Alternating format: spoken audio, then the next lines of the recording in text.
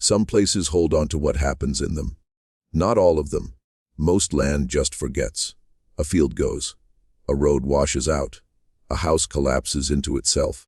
And after a season or two, the ground doesn't retain any of it. But some places aren't built that way. Some places remember. And some places up in the hollows where the maps get hesitant about naming things. Some places don't just remember, they preserve a note before this one starts. If the type of case I relate here is one you'd want more of, not one but 10, each told completely in a voice meant for the darkness, there's a collection, What the Mountain Keeps. 10 files from 10 counties, 5 states, 1893 to 1955. Every one of them walked up into easy, looking ground, and every one signed off by the law with the incorrect word.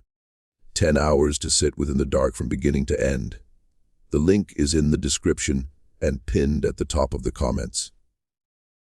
Now then, and before I lead you into this one, tell me where you're listening from tonight. What town? What road? What porch? What room? I'd like to know who's out here in the darkness with me. Leave it in the comments while I start. The story I'm about to tell you took place in the autumn of 1932 up in a stretch of the Ozarks the state of Arkansas had a designation for, but the folks who lived up there mostly didn't use. On the county maps, it was Longshadow Ridge. On the older maps, the ones the surveyors made a long while before that, it was called something else in a language most people up there no longer spoke. And on the still older maps, the maps of the people who lived up in those hollows, before any of the surveyors came at all, it was not a place you gave a name to. You went around it. You knew where it was, and you went around it. The man this happened to was called Merrick Ashenden. He was 38 years old that autumn, tall, but not the sort of tall that catches attention. Lean through the shoulders with a face that had already begun to weather the way faces do when a man spends his life outdoors.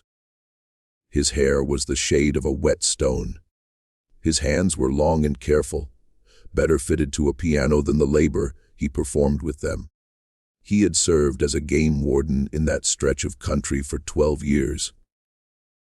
12 years is a long time in a place that's still. Long enough to learn every draw and holler, by the sound the wind made passing through it. Long enough to know which of the old farmers stored their moonshine in coffee tins and which used mason jars. Long enough to have mostly stopped being the man who came from outside. He was not a native son. He had come up from the flatland after his wife died in the influenza of 1929. And he had come up because the mountain was the loudest thing he could find that did not carry her voice in it. But 12 years is a long time. The people up in Fern Gap called him Merrick, and not Mr. Ashenden. And that was as close to being one of them as a man could get without being born there. He kept a cabin about 2 miles above the town on a rise that looked down into the little creek that gave the gap its name. He kept a rifle he almost never touched, a shotgun he used for the birds, and a dog named Boone. Boone was maybe the 3rd or 4th thing Merrick had ever loved in his life. Boone was a big red hound with a gentle mouth and no fear of anything that walked, until about halfway through September of that year. Then Boone would not go past the fence line after dark. Merrick noticed it before he understood it. Boone would come out of the cabin in the evening, and instead of trotting out to the edge of the yard the way he always had, he would stop at the gate, sit down, look up the ridge, and he would not move. Merrick tried whistling him out. He tried walking ahead. He tried once taking a rope to him. And after Boone braced his weight against the collar and looked up at him with an expression Merrick had never seen on a dog before, he stopped trying. He wrote in his daybook that Boone was getting old. That was on a Wednesday. He remembered it because the Wednesday before that, Judson Vestal had come out of the country office in Fern Gap and shaken his hand and said he was going up Longshadow to cruise the timber for a company out of Little Rock. And Judson had not come back. Judson Vestal had been 41. He was a big man with a beard the color of tobacco stain and a wife back down in Russellville he had not seen since Easter. He worked for the Southern Timber Company, and once a season he would come up into the ridges to walk the stands and mark what was worth cutting. He had been walking the Ozarks for the better part of 20 years.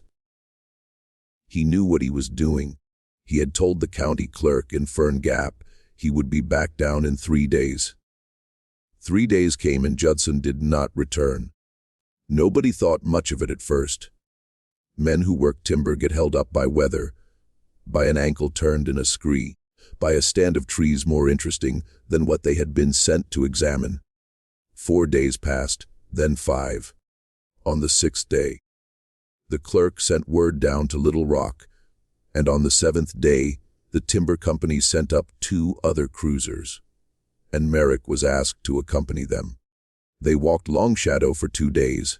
They found Judson's satchel hung on the branch of a black gum tree, about a mile below the crest on the eastern face, where the light fades early. His pencil was in it. His measuring tape was in it. A tin of tobacco was in it, still sealed. His notebook was in it, and the last entry was made at what looked like mid-morning of his 3rd day out. The entry, in the neat surveyor's hand Judson always used, said only this: something moving on the ridge above me. That was all. The 2 cruisers Little Rock had sent up would not stay past sundown. They came down with Merrick, and by the time they had got back to the country office in Fern Gap, both of them had told him privately, without the other one hearing, that they were not going up that ridge again, not for money, not for any timber that grew on it. Merrick wrote the report. He wrote it the way you write those reports. He said Vestal had likely fallen into one of the sinkholes that ran through the limestone under the ridge, and that the body would probably come up in one of the springs downstream in the spring when the water rose. That was the reasonable thing to say. Merrick was a reasonable man. 2 weeks later they found Beecher Howrin still. Beecher was a moonshiner, and everyone knew he was a moonshiner, and nobody minded, except when he sold to the wrong people, which he generally did not. He was a small, wary man of about 50, with hands that shook so badly in the mornings that he had been known to spill more of his own product than he ever sold. He ran a still up in a little draw on the north face of Longshadow, in a stand of hemlock, where the smoke would not be seen. He had run it there since before the war. Nobody, including Merrick, had ever bothered him about it. His brother went up on a Sunday morning to bring him down for church. Beecher did not go to church, but his brother went up every 3rd Sunday to bring him down anyway. And Beecher would come and sit in the last row, and afterward would say to his brother that it was nice without meaning it, and then go back up. This had been going on for years. That Sunday, Beecher's brother came down alone. His face was the color of dishwater. The still was there. The fire under the pot was cold, but it had not been cold long.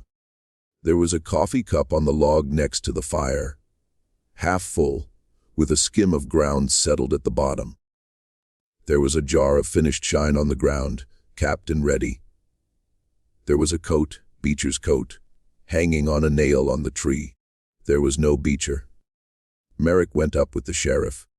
The sheriff was a man named Boyd Cowell, who was 62 years old, and had been sheriff of that county since before there was a county road that went up to Fern Gap.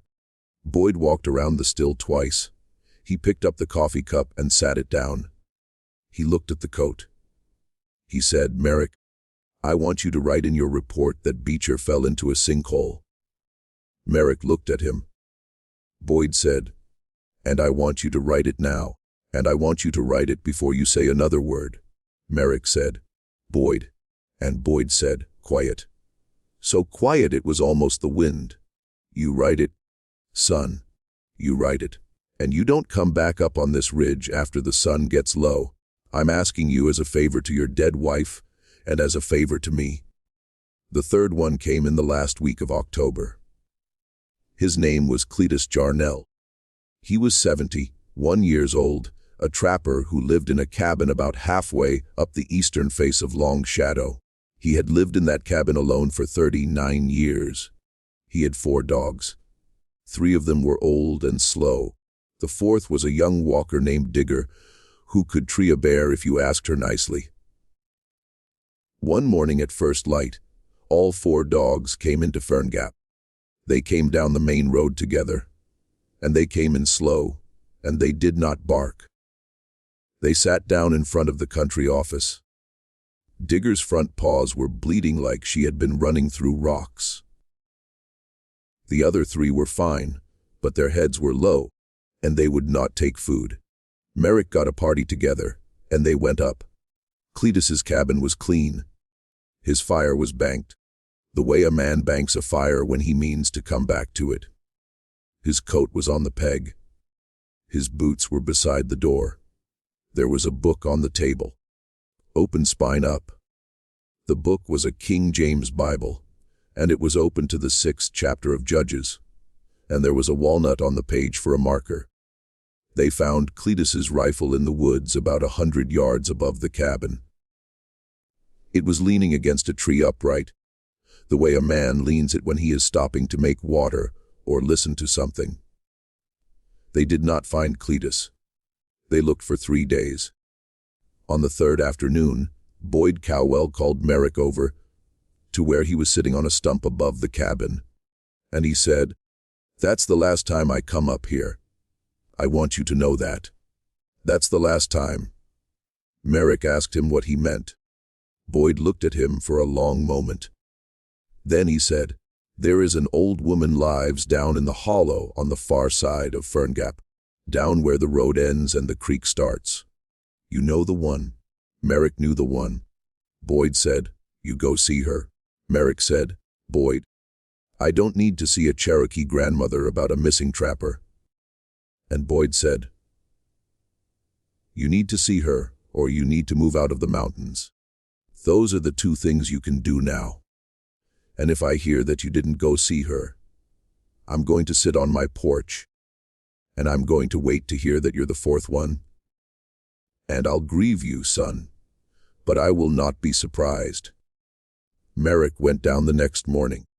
The road out of Fern Gap runs south for about a mile, and then it stops being a road and starts being a suggestion of one, and then it stops being that too. Beyond that is a hollow the map makers have called Cold Hollow since anyone can remember, though it is not especially cold. The creek that runs through it is called by no name Merrick had ever heard spoken. Some places still do not like being named. The old woman's cabin was in the hollow, back where the road was not, next to a spring so clear you could see the little pale crayfish moving on the bottom of it. The cabin was small. It was old. It had been built, Merrick thought, before the county was a county. The chimney was set square, and the door was set true. And there was a peach tree next to the front step that was tended so carefully. It looked like it had been trained 1 branch at a time. She was on the porch when he came up. She was small. That was the first thing. Small the way certain very old people become small, as if the years had folded them tighter and tighter, until they took up only the space they had absolutely needed all along. Her hair was white, and it was not pinned. It hung down her back in a heavy plait. Her face was a network of lines, and her eyes were black and steady. And when she looked at Merrick coming up the path, she did not stand up, and she did not smile, and she did not stop what she was doing, which was shelling beans into a wooden bowl in her lap. She said, "You're the game warden." Her voice was low and even. She spoke English the way a person speaks a second language they have had for 80 years. Very careful with it, very fond of it, not fully at home in it. Merrick said, "Yes, ma'am. My name is Merrick Ashenden," she said. "I know your name. Sit down." He sat down on the porch step. She kept shelling beans. After a while, she said, "Boyd sent you." He said, "Yes, ma'am," she said. "You are here about the ones that have not come back." He said, "Yes, ma'am." She said nothing for a while. She finished the beans. She set the bowl aside. She looked out over the yard, past the peach tree, up toward where the sky above the hollow was closed in by the ridge. Then she said, "Do you want to know the truth of it? Or do you want to know the part of the truth that will let you keep sleeping at night?" Merrick thought about that. He said, "I want to know the truth." She looked at him. She said, "Then you will not sleep well again. Not for a long time. You understand this before I tell you?" He said. "Yes, ma'am," she said. "All right, come inside. I need to make coffee for this." Her cabin inside was one room. There was a stove and a table and 2 chairs and a bed under a quilt made of 100 different pieces of cloth. Herbs hung from the beams. Not the dry, showy bundles you see in gift shops now, but working herbs oiled by hand and smoke. There was a basket on the shelf that was so old, it had gone the color of dark honey. And Merrick understood without asking that it had come with her or with her mother from somewhere farther east. She had not always lived in the Ozarks. She had come here, or her people had come here, the way people came to those hollows, when what was behind them was worse than what was in front. She made the coffee slow. She poured him a cup. She sat down opposite him. She did not drink her own coffee. She held the cup in both hands. She said, "The men who did not come back, all of them were on the ridge." Merrick said, "Yes, ma'am." She said, "All of them were on the ridge after the sun touched the tops of the trees." Merrick thought about that. Judson Vestal's satchel had been on the east face, where the light got thin early. Beecher Howard's fire had been cold, but cold not long, and Beecher would have run his still all through the day and shut it down only when the light started to go, because that was when the smoke would be seen against a paler sky. And Cletus Jarnell. Cletus was a trapper. Trappers walked their lines at dusk. He said, "Yes, ma'am." All of them were. She nodded once without satisfaction. She said, "That is the first thing you should know. It is the oldest rule. The one my mother taught me. Her mother taught her. Her mother taught her. Going back a long time, farther than you can count. She said, you do not set your foot on the ridge after the sun touches the trees." Merrick waited. She said, "There are others." She listed them. She listed them the way a person recites something learned so early that they do not remember not knowing it, not making a lesson of it, just saying the words in order in a voice that never went up or down. She said, "You do not answer to your name after dark if the voice is not one you can see." She said, "You do not turn to look at what walks behind you. Not once, not to be sure. You do not turn." She said, "You carry iron on your skin. Silver is better. The metal must be on the skin, not in a pocket, not through a shirt." She said, "Running water breaks their attention. If you are being followed, you cross running water, and you do not look back." She said, "You do not accept a thing from a stranger on the ridge after dark. Not shelter, not fire, not water, not a hand offered to help you up. You accept nothing." She said, "If they speak to you, you do not speak back. Silence is the only language they understand as an answer, and silence is the only word you will not regret." She stopped. She looked at Merrick. She said, "Those are the rules. Do you have them?" Merrick had been writing them down in the little notebook he kept.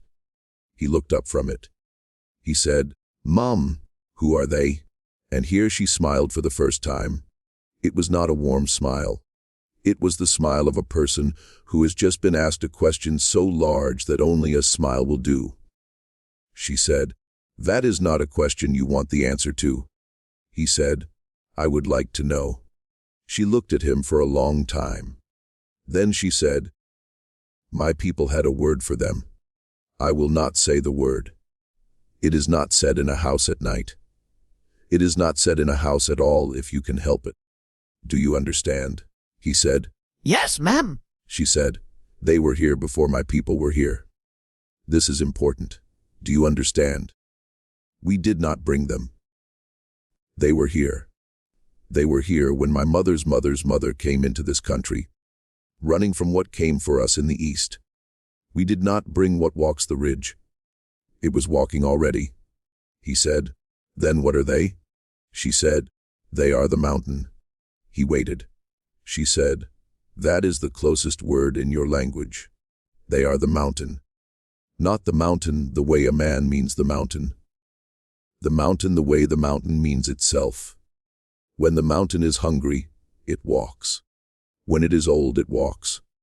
When it wants to know what is on it, it walks. And when it walks on legs." I want to pause here for a moment before the next part. A breath here before what comes next. If this is the kind of case you'd want to sit with in the dark, not just hear it once, but keep it, there's a collection I put together with the people at Forbidden Unresolved Stories. What the Mountain Keeps. 10 complete cases, 8 hours, 60. 2 years of records nobody wanted to finish. Each one placed, dated, and signed off with a tidy word that never once fit what happened. The link is in the description below and at the top of the comments. Let's go back to it. And while I have you here, one thing. Have you ever had a feeling in a place, not a thought, not a memory, just a feeling that told you to leave, and you did not know why? Tell me in the comments. I would like to know how common it is. I would like to know how many of us have listened to that feeling and how many of us did not. Now, back to Merrick. Merrick drank his coffee slowly. His hand was steady, but he was aware of the steadiness, the way a man is aware of a thing he is holding in place. He said, "Maram, if I do everything you told me, if I keep the rules, am I safe?" She looked at him. She said, "No." He waited. She said, "You are less unsafe. That is what the rules are for. They are not for keeping you safe. They are for making it so that when the mountain looks at you, it looks past you because you have not given it a reason to look at you close. But if the mountain is hungry and you are on it, and you are the only thing on it, it will look at you close, and no rule will save you then." He said, "Then how do I stop it?" She smiled again, the same smile. She said, "You do not stop the mountain, Mr. Ashenden." She said, "The men who did not come back, you cannot bring them back. You understand?" He said, "Yes, ma'am." She said, "Then what will you do?" He thought about that. He said, "I don't know." She nodded. She seemed to like that answer. Or if not to like it, to accept it the way she had accepted him. She said, "One more thing and then you will go, because it is getting late in the day, and I do not want you on the road at dusk. Not now that you know. Do you hear me?" He said, "Yes, ma'am." She leaned forward. She was very small when she leaned forward, and her voice was still low and even and careful. But there was something in it that had not been in it before. She said, "If you hear the voice of a person you loved, a person who is not here, a person who is gone, you do not answer. You do not turn. You do not look. You do nothing. You do not even in your heart say the name back. Do you understand? Not even in your heart." Merrick set his cup down. His hand was not quite steady anymore. He said, "Mom, how did you know?" She said, "Everyone has one. That is how they call you. That is how they always call you. They find the voice you cannot help but answer to and they use it. That is why the rule is what it is, because it is the hardest rule to keep. she said. "Now go, Mr. Ashenden. Go now and go the whole way, and do not stop until you're inside your own door." He went. The walk back to Fern Gap was 2 miles and change, and Merrick made it in less than that, and by the time he came in his own door, he had made a decision. He had made it walking. It was the decision a reasonable man makes. He was still a reasonable man. He decided the grandmother was old, and she was tired. And she believed what she believed the way old people who have lived alone for a long time believe. He decided she had been careful and kind, and had spoken to him the way she would have spoken to someone dear to her. He decided that what she had told him was a story, and that the story was true in the way stories are true, meaning that it held something inside it that was true, and that the shape around the truth was a shape from a long time ago. He decided the men had fallen into sinkholes. He decided the mountain was old limestone, and old limestone is full of holes. He decided he would write his reports, and he would file them, and he would take Boyd's advice about not going up on the ridge after dark. And he would let the winter come, and in the spring the bones would come up in the springs downstream, the way bones do, and there would be an ending. He decided this at his own door in the last of the light. He kept the rules anyway. He could not help it. He noticed on the walk back that he had already begun keeping them, without meaning to. He had crossed the little creek at the edge of Cold Hollow, instead of taking the plank bridge, because the creek was running water, when a raven called from a thicket behind him, in a call that was almost right, but not quite. He did not turn to look. And when he had come into his own cabin and taken off his coat, he had gone to the little chest, where he kept the things he did not use anymore, and he had taken out the silver locket that had belonged to his wife, and he had unclasped it and put it around his own neck, and he had felt the metal come to rest on his skin above his breastbone, where it was cold at first, and then warm to him. He wore it after that every day under his shirt. He told himself he wore it because he missed her. He told himself that for a long time. The first strange thing happened 3 nights after he saw the grandmother. Merrick woke up at some late hour with the feeling that Boone was not in the cabin. Boone slept at the foot of the bed every night. Boone had slept at the foot of the bed since he was small enough to fit in a hat.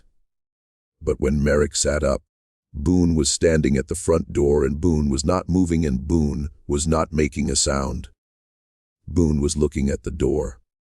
Merrick got up. He got the shotgun. He walked over and he stood next to Boone. There was no sound outside. That was the first thing Merrick noticed. There was no sound outside. It was late September, and the crickets should have been running, and the owls should have been calling from the ridge, and the little creek down the slope should have been talking to itself the way it always did. And there was none of it. There was nothing. It was the kind of silence you get in a room where a clock has stopped. He stood at the door. He did not open it.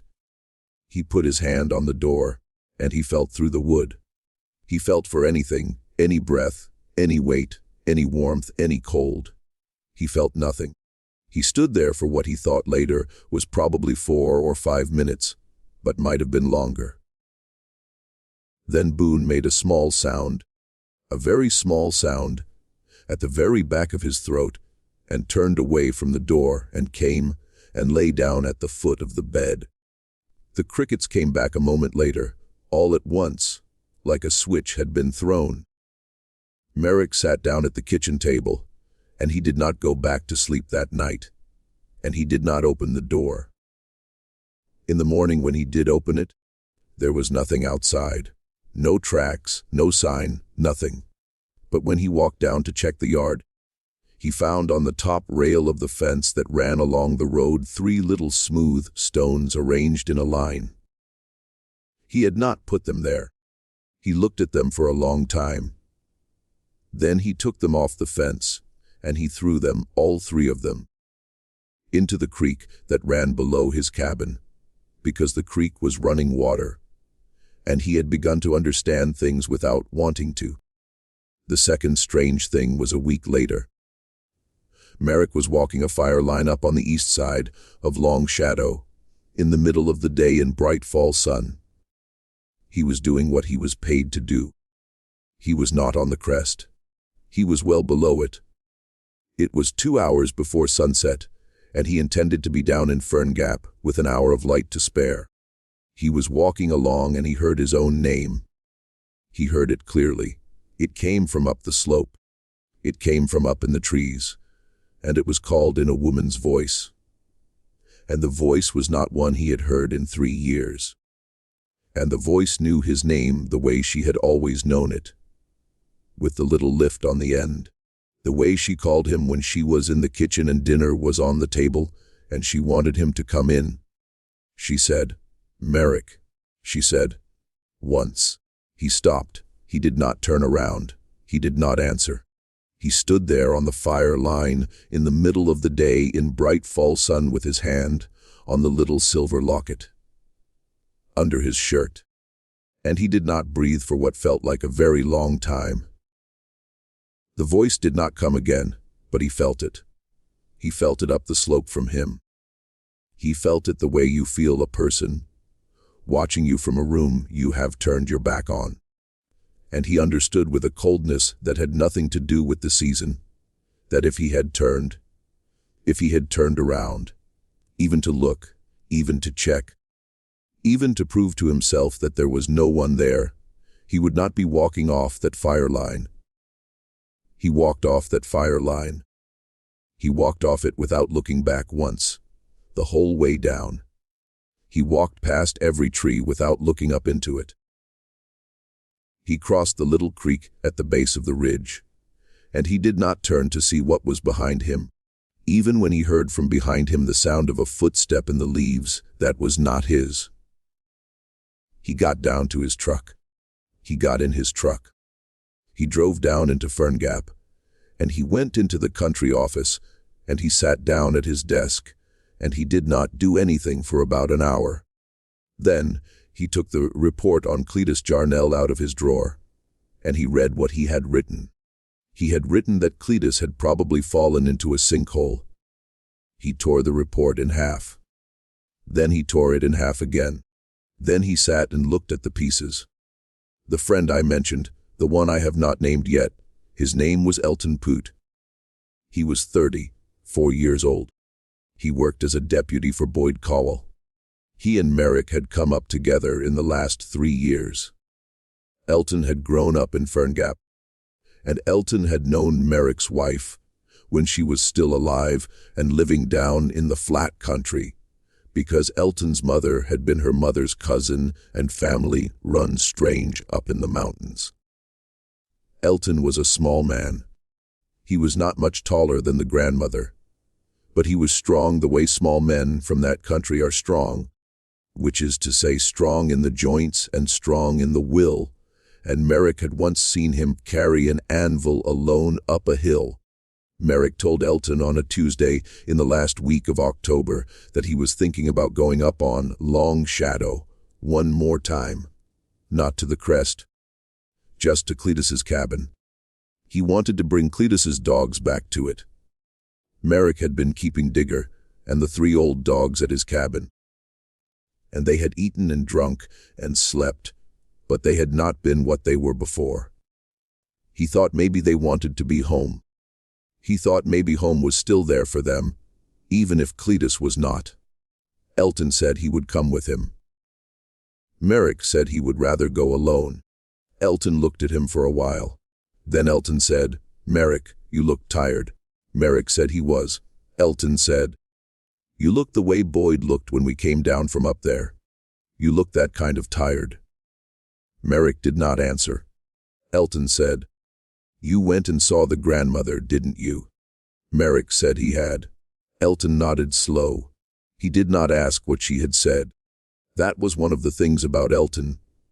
He did not ask about things a man was not going to answer. Elton said, "I'll come with you, not to argue with you. Just so there's two of us up there. I'll come and I'll shut up and we'll take the dogs and we'll be back down by 4. Merrick thought about it. He thought about it and he said, "All right." That was the thing he came back to for the rest of his life. He said, "All right." He could have said no. He could have said no. And Elton would have shrugged. And Elton would have gone home to his wife and his good bed and his own dog. And Elton would have been alive on Wednesday. He could have said no. He said, "All right." They went up on the Wednesday. It was a bright, cold morning, the way mornings get in late October up there, with the light hard and slanted, and every leaf on every tree so red or so yellow it looked hurt. They took the 4 dogs. They took Merrick's truck to the end of the road, and then they walked. Digger walked ahead of them, ears up, tail down. The 3 old dogs walked behind. They went to Cletus's cabin. It was as they had left it. The Bible still on the table, the walnut still on the page. They walked around the cabin. They walked the yard. They walked the little path Cletus kept that ran up the slope behind the cabin and into the trees. Merrick had thought that maybe seeing his home, Digger would tell them something, would smell something, would bark or dig, or do a thing a dog does when it knows a thing. Digger sat on the porch. She would not go inside. The 3 old dogs laid down in the yard. Elton and Merrick worked through the afternoon. They cleaned out the food, which was going. They banked the fire. They took the Bible down and wrapped it in oilcloth, because Cletus's brother had wanted the Bible, and it was time to bring it down. The light started to go. Merrick had been watching the light.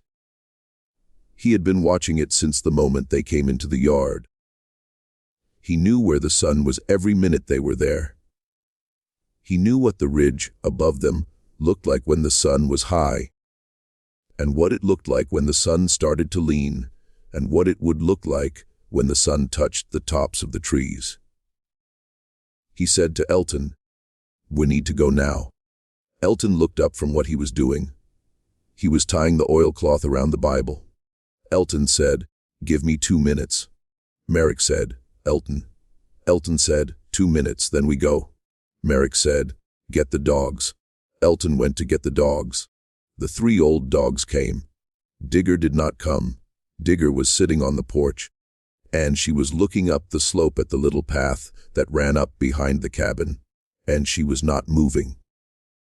She was not making a sound. She was sitting the way Boone had sat at the fence when he would not go past it. Elton went up onto the porch. He knelt down next to Digger.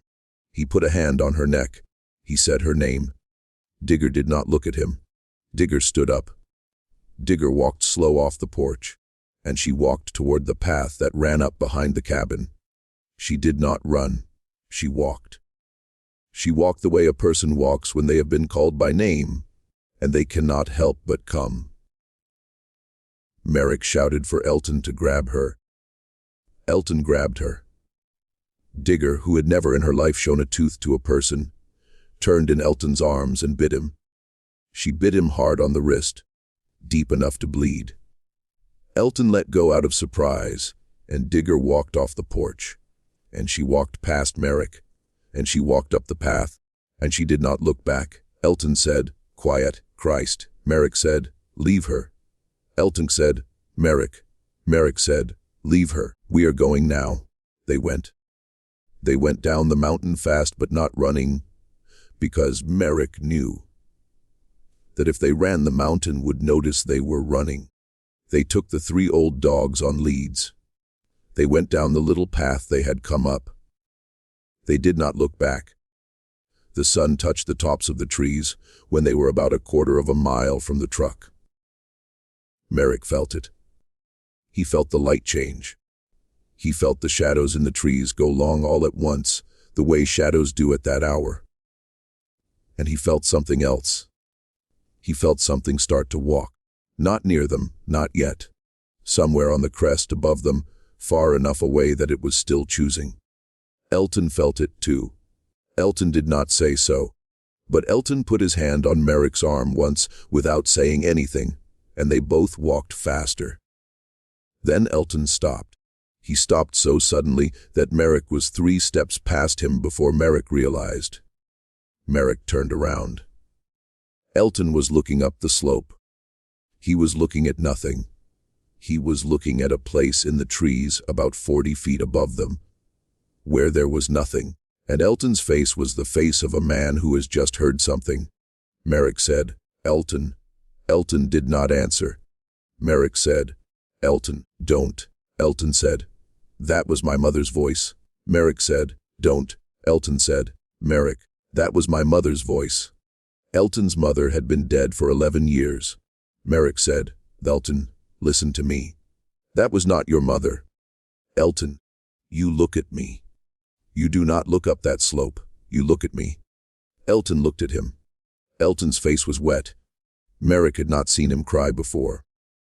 Elton was a small man and a hard man, and he had lost the mother he was speaking of when he was 23 years old, and he had been the one to bury her. Merrick knew this. Elton said, "She said my name." Merrick said, "I know she did. I know. Now come with me now." Elton looked up the slope again. Merrick grabbed him. Merrick grabbed him by the coat and Merrick pulled him. Merrick pulled him down the path. Elton came for maybe 5 steps. Then Elton stopped again. Elton said, "She's calling me Merrick." Merrick said, "I know." Elton said, "She's saying she's cold." Merrick said, "Elton." Elton said, quiet, so quiet the wind almost took it. "Merrick, I have to go get her." Merrick had the shotgun. He raised it not at Elton, at the slope, at the space in the trees. He raised it, and he pointed it up into the woods at nothing, and he shouted. He shouted a shout that had no word in it. He shouted the way you shout a thing in the dark that will not name itself, and he fired the shotgun once, up into the trees. The shot echoed off the ridge and came back to them. There was for one long moment absolute silence. No birds, no wind, nothing. And then from up the slope, a voice answered. The voice said, "Elton." The voice was Elton's mother's voice. Merrick did not look at Elton. He did not turn to look because if he had turned to look, he was afraid he would have seen the same thing on Elton's face he had felt on his own. He kept the shotgun up. He said without looking, "Elton, take my belt. Take my belt at the back. And you walk behind me and you close your eyes and you don't listen. You count. You count out loud. You count to 100. Then you count to 100 again. Do you hear me?" Elton did not answer. Merrick said, "Elton." Elton took his belt. Elton started to count. Elton's voice was small and it was shaking and it was ashamed. But it counted. It counted and it kept counting. And Merrick walked. And the 3 old dogs came with them. And behind them, somewhere up in the trees, a woman's voice called Elton's name. Over and over and over. They made it to the truck. Elton was still counting when they got to the truck. He was on his 5th 100. Merrick had to open the door for him and put him in it because his hands would not do what he told them to. They drove down. The sun went behind the ridge as they came into Fern Gap. Merrick took Elton to Elton's house. Elton's wife was on the porch. She took one look at Elton's face, and she took him inside, and she did not say a word to Merrick. But she looked at Merrick over Elton's shoulder as she led him in. And her look was the look of a woman who understood exactly what had happened, and was telling Merrick without a word that it was not his fault, or that if it was, she forgave him for it. He was not sure. He drove home. Elton lived. He lived, but he was not the same after that. He gave up his deputy's badge in the spring. He and his wife moved down to Little Rock, and Elton took a job in a hardware store. And Merrick heard some years later that Elton had done well in the store, and had a good life. Merrick was glad to hear it. Merrick did not ever see Elton again. Digger did not come back. The 3 old dogs stayed with Merrick until the last of them died of ordinary old age in the spring of 1935. Merrick himself gave up his warden's post in the last week of that November. He did not tell Boyd Cowell why. He did not need to tell Boyd Cowell why. Boyd shook his hand at the door of the country office and he said, "You take care of yourself, son." And that was all he said. Merrick moved down the mountain, not far, not to a city. He never could stand cities. He moved down to a piece of flat country west of Russellville, where his wife's people had been from, and he took a job for a few years driving a mail route. And after that, he took a job for the state agricultural office. And after that, he retired. And he lived there until he was old, and until he told me this story on a porch that looked out over a valley that had nothing in it, that walked and nothing that watched, and nothing that called him by his name in a voice that was not there. He told it to me once. He told it to me all the way through, and he did not stop. And when he was done, he sat there for a long time and looked out at the valley. Then he said one more thing. He said the grandmother had told him at the door when he was leaving her cabin that day, one thing more than he had written down. She had said at the door, quiet, so quiet he almost had not caught it. That the mountain remembered him now, that the mountain had looked at him. And it had looked past him, but it had looked. And she had said that once the mountain looked at a person, even past them, the mountain kept the shape of them somewhere inside itself and knew them. She had said that a person the mountain has once looked at will hear the mountain sometimes for the rest of his life in the last thin part of sleep, or standing at a window at night, or in a room that has gone quiet by accident. He will hear it. It will not be loud. It will be one voice calling his name in the voice he cannot help but answer to. And the rule for the rest of his life, she had told him, was the rule he already knew. He was not to answer. He was not to turn. He was not to look. Not once, not ever. Merrick told me on that porch that he had kept the rule. He had kept it for 42 years by the time he told me the story. He said he thought he would keep it a little while longer. Then he asked me if I wanted more coffee, and I said yes, and he went inside to make it. And while he was inside, I sat on the porch, and the valley was full of afternoon light and afternoon sound. And there was nothing wrong with it at all. Nothing. But I remember sitting there that I did not turn around when he came back out. I could hear him coming. I could hear the door and the boards of the porch and his step behind me, and I did not turn. Not until he was in the chair beside me again, and had set the coffee down, and was a man again in daylight beside me. And I have thought sometimes about why I did that. I think sometimes I'm still thinking about it. That is the story. That is what Merrick Ashenden told me. And that is what the Cherokee grandmother told him in the autumn of 1932, in a small cabin at the end of a road that had almost stopped being a road in a hollow in the Ozarks that people who lived nearby did not always call by name. If you have a story like this one, a story that was told to you by an old person you trusted about a place they told you not to go or a rule they told you never to break, leave it in the comments. I read them. I read every one. Some of them find their way into what I tell next. And if you would like 10 more of these told in full, told the way this one was told to me, What the Mountain Keeps. 10 cases, 10 hours. The link is in the description below and pinned at the top of the comments. It is waiting for you there. Stay with me until the next one. And whatever you do tonight, wherever you are, whoever calls to you, don't turn around.